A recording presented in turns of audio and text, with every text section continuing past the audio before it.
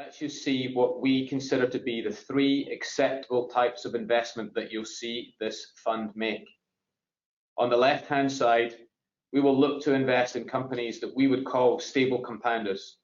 These are businesses that perhaps have already established their competitive advantage, and what it is that they bring to the table is already understood by the market.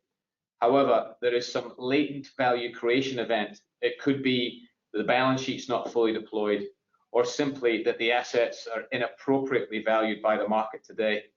I'll give you an example.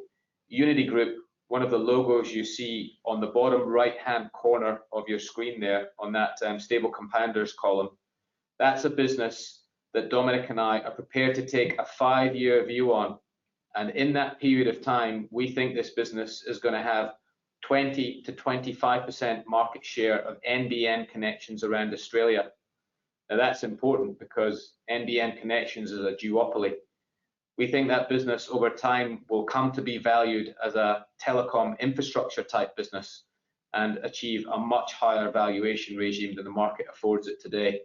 So a business like that will collect the growth in the short run, and in the long run will collect the valuation re-rating uplift that we're looking for.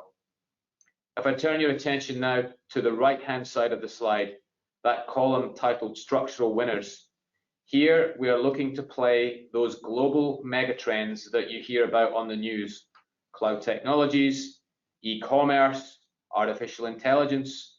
Those are all themes that are ripping around the world and changing the way that business is done and that consumers or governments interact with society. What we're looking to do is play the Australian-based expressions of those global megatrends and put them into our portfolio. And you can see some of the names there listed at the bottom. Macquarie Telecom is a stock we'll tell you about a little bit later. So these businesses typically have long growth runways. They have the competitive DNA of a market share taker and management teams that are capable. Really, they've got their destiny in their own hands, and we're looking to get invested in them to go on that journey along that 5-year window of investment that we're looking to make there. The middle column are what we call tactical opportunities.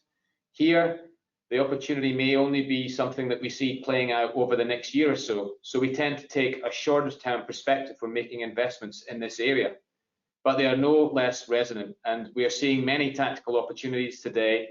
For example, as sectors significantly damaged by COVID start that journey to recovery. Here, we are looking for companies who are in a better competitive advantage position on the way out and as our sector recovers than on the way in. So we're looking to not just enjoy the change in sector conditions, but also enjoy the extra market share position that those companies have as the sector recovers. I'll give you a great example. That logo that you see in that central column, Alliance Airlines. Alliance Airlines is an aviation infrastructure company based here in Australia.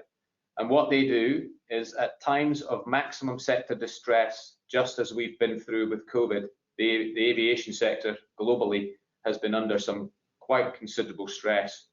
They go out and buy aircraft when no one else can afford to do so in the market.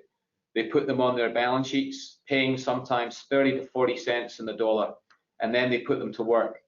That gives that company a significant cost advantage over its competitors. And what Dominic and I are there for in that particular investment, because the company has just gone out and doubled its fleet capacity, we're there for the earnings coming back into that business as those extra areas of capacity get filled up. So that gives you an example of 3 types of acceptable investments that we're willing to make in the fund. And we will be invested in different quantities in each of these areas over time.